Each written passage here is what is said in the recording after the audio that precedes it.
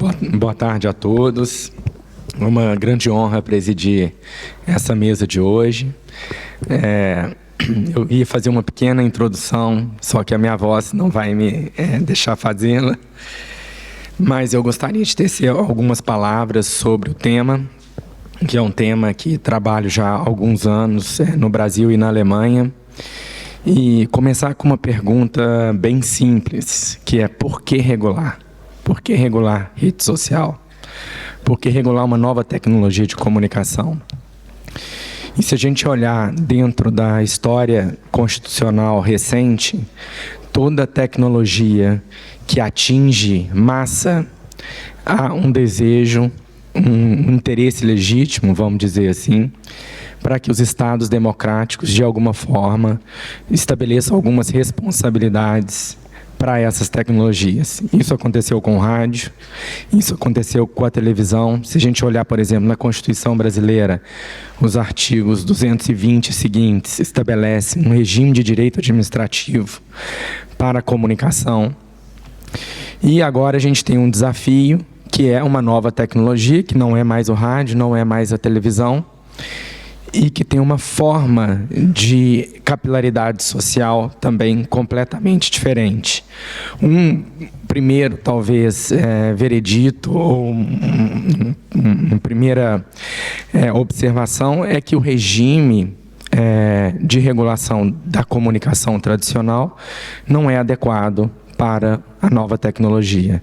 Então, o que se debate aqui hoje é justamente qual seria, então, o modelo adequado para abordar essa nova tecnologia, que é praticamente a infraestrutura da comunicação cotidiana da população e da sociedade. Eu passo, então, a palavra ao nosso primeiro orador, o ministro Luiz Roberto Barroso.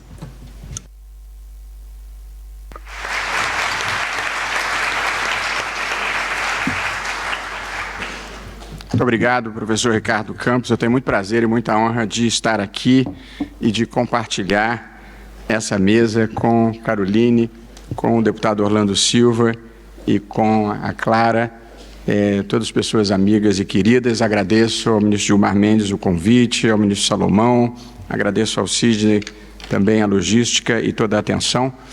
E eu trouxe aqui umas anotações. Antigamente eu falava de improviso, mas a última vez que eu falei de improviso não deu certo. Perdeu uma mané, não uma mola. E me trouxe muitos problemas. Deu muita alteração. Então agora trago escrito.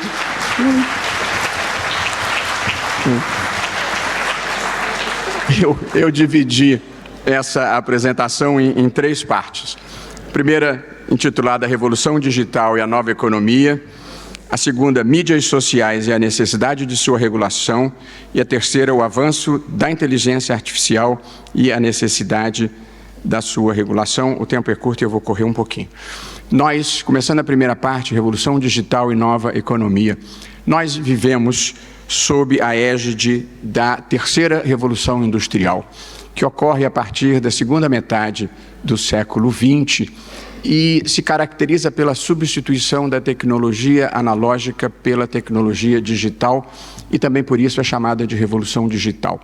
A Revolução Digital se caracteriza pela universalização dos computadores pessoais, pela massificação dos telefones celulares e pela internet conectando bilhões de pessoas em todo o mundo. E essa revolução digital ou tecnológica modificou de maneira profunda a maneira como nós vivemos, a maneira como nós reservamos um hotel, a maneira como nós fazemos uma pesquisa, a maneira como nós ouvimos música. Nós todos desenvolvemos nos últimos tempos um novo vocabulário, uma nova semântica e uma nova gramática, com palavras que identificam utilidades que até outro dia nós não conhecíamos e sem as quais já não conseguiríamos viver. Fiz uma pequena listinha aqui, apenas dos que eu conheço com alguma intimidade. Google, queria dizer aos mais jovens que já houve vida na Terra sem poder dar um Google. Facebook, Instagram, TikTok, YouTube, WhatsApp, Telegram, Twitter, Waze, Spotify, Netflix, Uber, Dropbox, Skype, FaceTime e para os solteiros ainda tem Tinder. Portanto, nós vivemos esse admirável mundo novo da tecnologia da informação, da biotecnologia, da nanotecnologia, da impressão em 3D, da computação quântica, dos carros autônomos, da internet das coisas, algoritmo, que é uma palavra que a gente não conhecia até outro dia, vai se tornando o conceito mais importante do nosso tempo.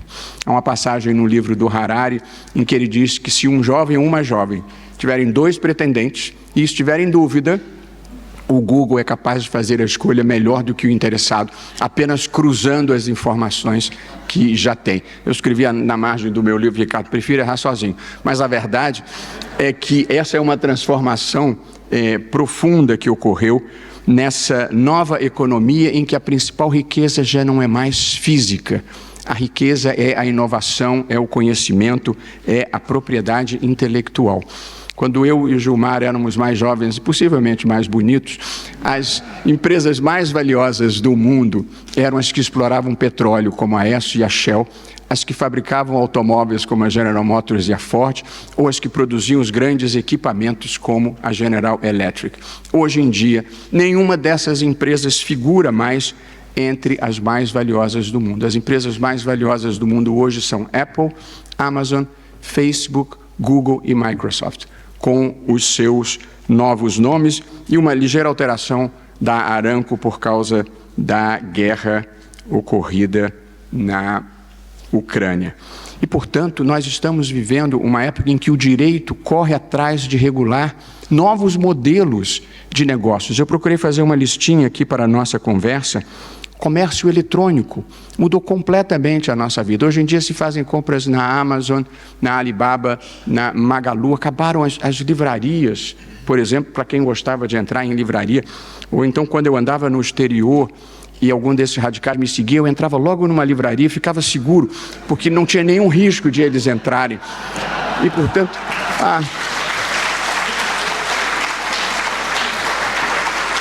é kriptonita. Plataformas de vídeo como YouTube, streaming, novidade nas nossas vidas, os streamings de filmes e séries, Netflix, HBO, streaming de música como o Spotify, serviços de pagamento como o PayPal, compartilhamento de bens e serviços como Uber, Airbnb, as redes sociais de interação como Facebook, tudo isso é novidade nas nossas vidas. Portanto, isso é o que a revolução digital produziu, com inúmeras vantagens, tornando a vida mais fácil e melhor.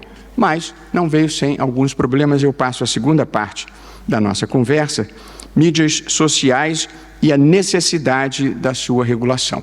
E aí falo um minutinho sobre o impacto da internet sobre a comunicação social e a comunicação interpessoal e como isso também é revolucionário nas nossas vidas. A internet revolucionou esse mundo da comunicação porque ela ampliou exponencialmente o acesso ao conhecimento, o acesso à informação e o acesso ao espaço público. Hoje em dia, qualquer pessoa tem acesso ao espaço público para veicular fatos, informações e veicular as suas próprias opiniões. Isso foi extraordinário e, na verdade, mudou o curso da história, democratizando a vida. Essa é a face positiva. A face negativa, no entanto, é que esse acesso ao espaço público também abriu espaço para a desinformação, para os discursos de ódio, para a destruição de reputações, para as teorias conspiratórias, para a difusão de mentiras deliberadas. Nós vivemos uma das grandes consequências da internet, da revolução digital, foi o surgimento das plataformas digitais, e entre elas as redes sociais. E as redes sociais, elas modificaram de uma maneira muito significativa e impactante a escala da comunicação social. Um jornal no Brasil, como o Globo ou como a Folha de São Paulo, tem cerca de 300 mil assinantes. A The Economist, que é talvez a revista mais assinada no mundo, tem 1,5 milhão de assinantes. E o New York Times, que é bem excepcional e tem 10 milhões de assinantes. Mas o Facebook tem 3 bilhões de usuários. O YouTube tem 2,5 bilhões de usuários. O WhatsApp tem 2 bilhões de usuários. Portanto, nós tivemos uma mudança na escala que foi de centenas de milhares para alguns bilhões, e evidentemente isso impacta a comunicação social e abala gravemente o modelo de negócio do jornalismo tradicional, porque boa parte da publicidade migrou do jornalismo tradicional para as plataformas digitais e não por outra razão. Um dos temas em discussão no PL sob a competente relatoria do deputado Orlando Silva é a discussão sobre um pagamento, um acerto de contas por arbitragem entre as redes sociais e as empresas jornalísticas, porque, na verdade, as mídias sociais, elas divulgam, mas elas não produzem conteúdo e, portanto, há uma discussão sobre um acerto a ser pago a essas empresas. E aí nós chegamos ao tema primeiro da nossa conversa, que é a regulação das mídias sociais. E, portanto, eu sou professor de Direito Constitucional. O Direito Constitucional, ele se assenta sobre 2 grandes pilares: a limitação do poder e a proteção dos direitos fundamentais. E agora nós estamos tendo que transplantar esses conceitos tradicionais para a revolução digital, para a internet, para o mundo virtual. E aí a primeira característica é que a limitação do poder no direito constitucional tradicional é a limitação do poder estatal. E agora nós estamos lidando com a necessidade de limitar um imenso poder privado que se criou com as mídias sociais, porque elas criaram um espaço público imenso, global, que, no entanto, é gerido privadamente. Essa é a primeira dificuldade. E, em segundo lugar, surgiram inúmeros novos direitos fundamentais da era digital. Eu anotei 3 deles que considero particularmente importantes. O primeiro deles, a proteção de dados pessoais, e a maior parte dos países já tem legislação sobre isso, e no Brasil foi constitucionalizado. Em segundo lugar, e muito importante, a inclusão digital, tivemos um painel sobre isso. Hoje em dia, uma criança que fica excluída do acesso à internet e ao mundo que ela propicia, é uma criança que não vai ter as mesmas condições de quem tem acesso. E agora uma discussão nova, que é a da liberdade cognitiva. O avanço da neurociência já permite às plataformas que elas identifiquem, não é apenas o que a gente quer, que isso elas já fazem e direcionam a publicidade em função disso. Elas conseguem já mudar o que a gente deseja. Portanto, começa a haver um controle sobre o modo como funciona o cérebro das pessoas e, portanto, há um novo direito em discussão, que é a questão da liberdade cognitiva. Portanto, a regulação das mídias sociais precisa lidar com todos esses fenômenos. Já não há mais como discutir a necessidade da regulação. A questão é discutir como e quanto nós vamos regular. Porque ela precisa ser regulada, as plataformas digitais, do ponto de vista econômico, para você fazer a tributação justa, para proteger direitos autorais, para impedir a dominação de mercados. Em segundo lugar, é preciso regular para proteger a privacidade.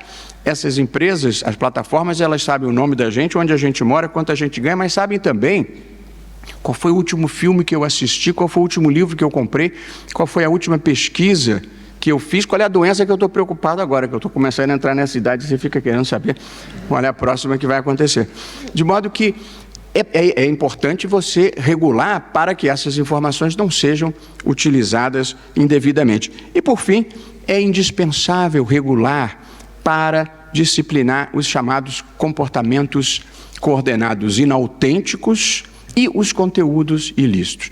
O comportamento coordenado inautêntico é aquele de amplificação artificial da mentira, da desinformação, pela utilização de bots, de computadores, de perfis falsos ou de provocadores contratados.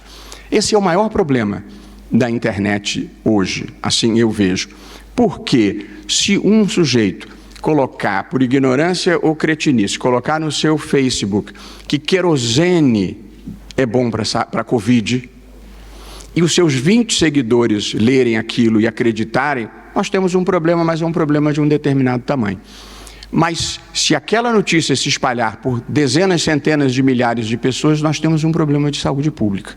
Portanto, é preciso ter um controle sobre a amplificação artificial de uma mentira, de uma desinformação, e isso é possível de ser feito sem controle de conteúdo, basta verificar o comportamento atípico na rede de crescimento de uma determinada manifestação. Portanto, e os conteúdos ilícitos, não é possível, o Brasil, o mundo se radicalizou de tal forma que as pessoas não conseguem nem compartilhar um senso comum. É claro que não pode pedofilia na rede, não importa se é liberal, conservador ou progressista.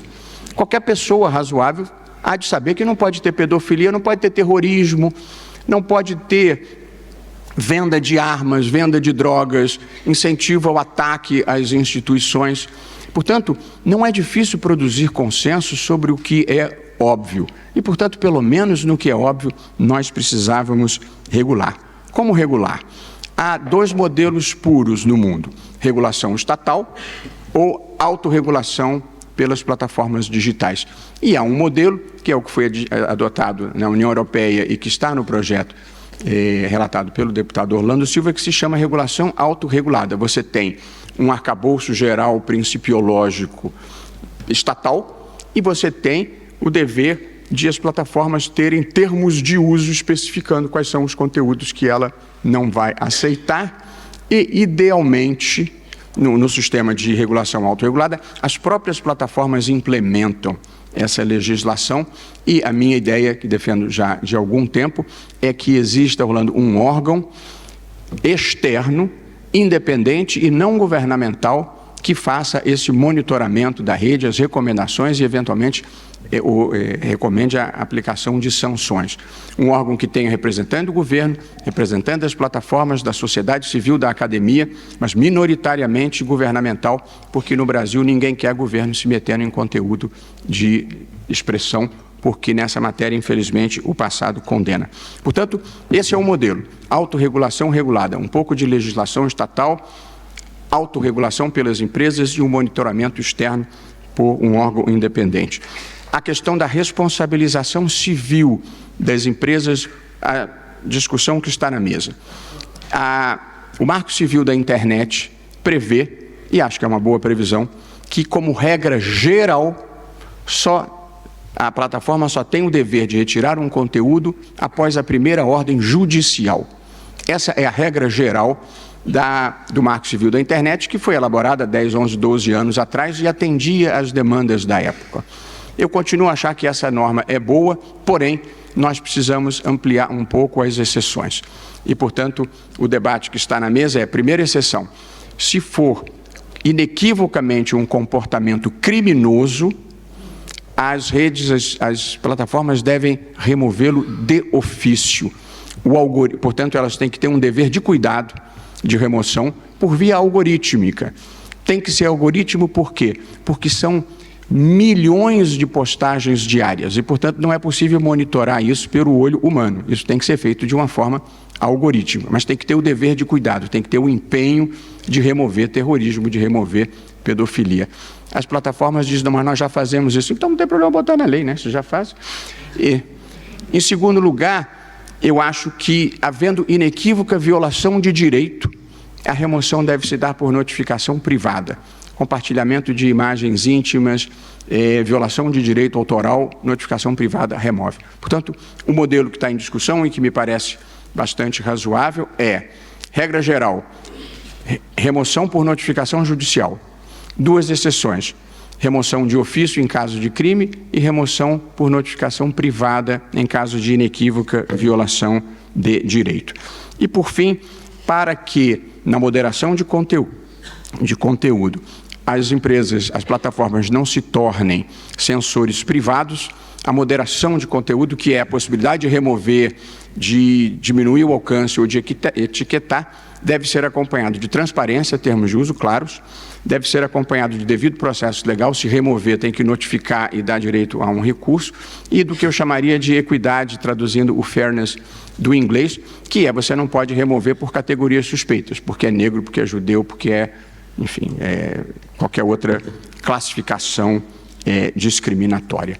Portanto, esse é o arcabouço que eu imagino de regulação para as mídias sociais, boa parte dele já inserido no PL 2630. Autorregulação regulada, responsabilização naqueles 3 níveis e moderação de conteúdo com essas obrigações.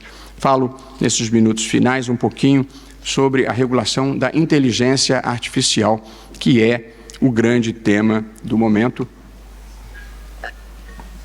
e que é um tipo de tecnologia que permite a transferência de capacidades decisórias humanas para computadores que são alimentados, no entanto, por seres humanos com dados, estatísticas e informações.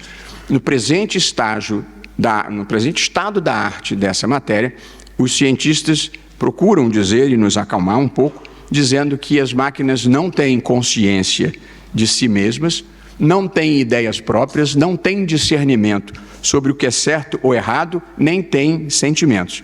Vale dizer, a inteligência artificial depende inteiramente, dizem os cientistas, daquilo que é alimentado nela pela condição humana, inclusive os valores éticos. E o cientista do Google, não sei se ele se apaixonou, não sei o que aconteceu, porque achou que a máquina tinha sentimento, ele foi sumariamente demitido, porque a ciência não entende isso ainda. E a verdade é que a inteligência artificial traz muitos benefícios para a nossa vida, desde as cirurgias por via de robótica avançada, até os carros autônomos que prometem minimizar o número de acidentes e de óbitos. Essas vantagens, no entanto, não vêm desacompanhadas de alguns riscos e de alguns problemas que precisam ser enfrentados, como, por exemplo, já foi observado hoje mais cedo, o risco da massificação da desinformação e o grave comprometimento da liberdade de expressão pela utilização do deepfake. É possível alguém pegar a minha imagem aqui falando e depois colocar na minha boca coisas que eu absolutamente não disse e, evidentemente, o dia em que não for mais possível distinguir a verdade da mentira, nós estaremos num mundo em que a liberdade de expressão perdeu a sua razão de ser. A propósito, eu não sou chantageado pelo ministro Zé Dirceu por uma orgia que participamos em Cuba.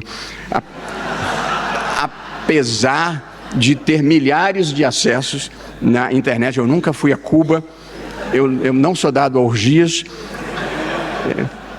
Eu sempre gostaria de acrescentar, mas na vida não descarto nenhuma possibilidade. Mas imagina o meme.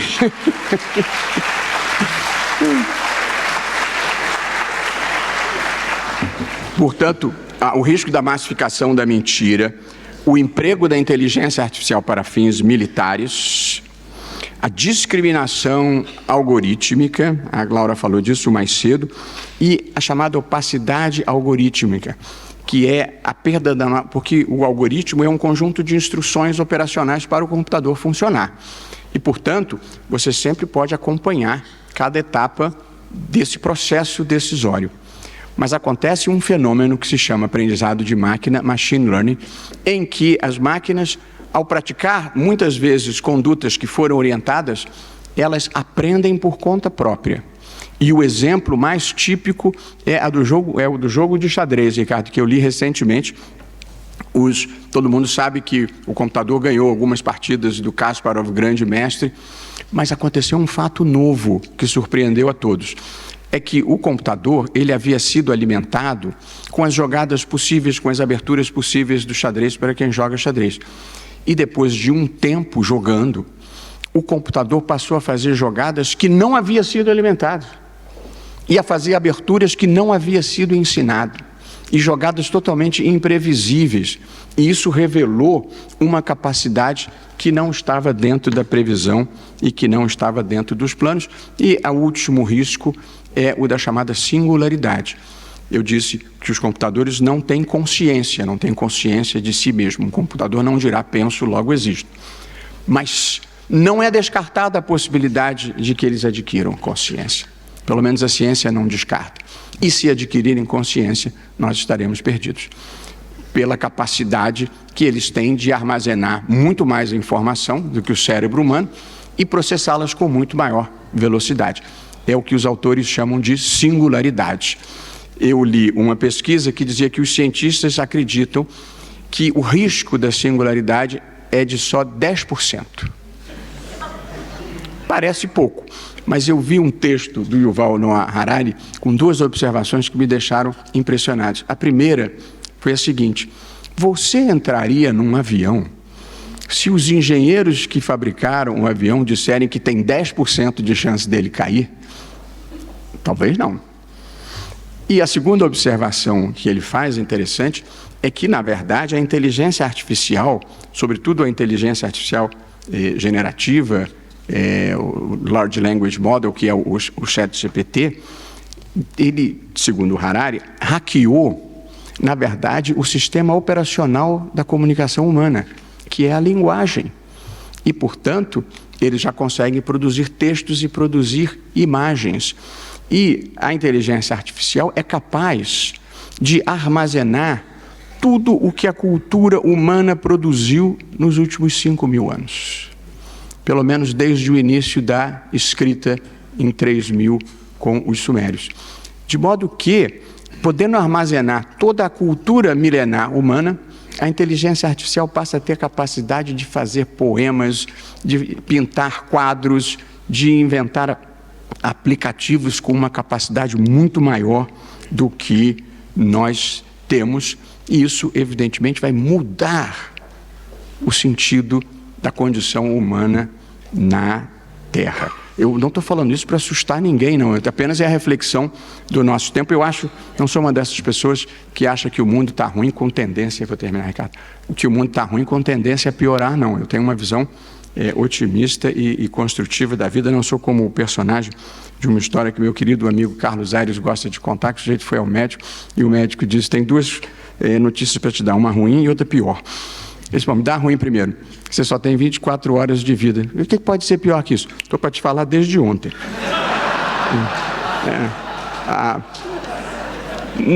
Não por acaso, estamos todo o mundo preocupado em regular também a inteligência artificial ao lado da regulação das mídias sociais. Tivemos hoje um painel mais cedo.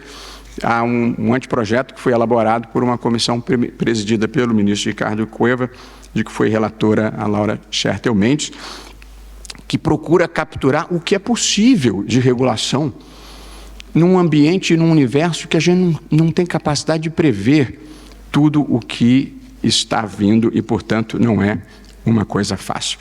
Eu termino com as minhas conclusões, Ricardo.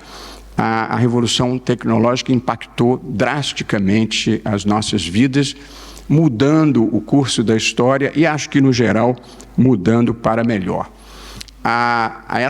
Esses avanços da tecnologia se soma à inteligência artificial com todas as suas potencialidades para fazer a vida melhor e com todos os riscos que traz. No tocante às plataformas digitais, eu acho que o bom senso conduzirá ao consenso de que é preciso regulá-las. Nós apenas temos que acertar a dose para não comprometermos a liberdade de expressão. E no tocante à inteligência artificial, inúmeros cientistas têm advertido para o risco de ela fugir de controle. Centenas de cientistas assinaram um documento pedindo para suspender as pesquisas. Não vai acontecer, porque a gente não consegue parar a história, mas são preocupações que merecem ser levadas em conta. Nós somos contemporâneos de momentos decisivos, eu diria, para a democracia e para os direitos fundamentais. Porém, mais do que isso, nós estamos definindo os rumos da humanidade e a própria ideia do que significa ser humano, e nós não podemos errar. Gostaria de encerrar com uma parábola que eu falei na minha sabatina no Senado e que eu considero ainda válida para a vida em geral. A gente, na vida, está sempre se equilibrando. Vale para todo mundo. Não importa o que você faça na vida, a gente está sempre se equilibrando. Pode estar no palco ou na plateia. Viver é andar numa corda bamba. A gente, às vezes, inclina um pouco por um lado, às vezes inclina um pouco por outro lado, mas tem que se equilibrar. Às vezes, quando tudo está indo muito bem, as pessoas na plateia acham que o equilibrista está voando. Não é grave isso, porque a vida é feita de certas ilusões. Mas o equilibrista, ele tem que saber que ele está se equilibrando. Porque se ele achar que está voando, ele vai cair. E na vida real não tem rede. E, portanto, nós temos que lidar com a ciência da mesma maneira que eu acho que a gente tem que lidar com a vida em geral. Com valores, com determinação, com bom humor, sempre que possível, e, sobretudo, com humildade. Muito obrigado.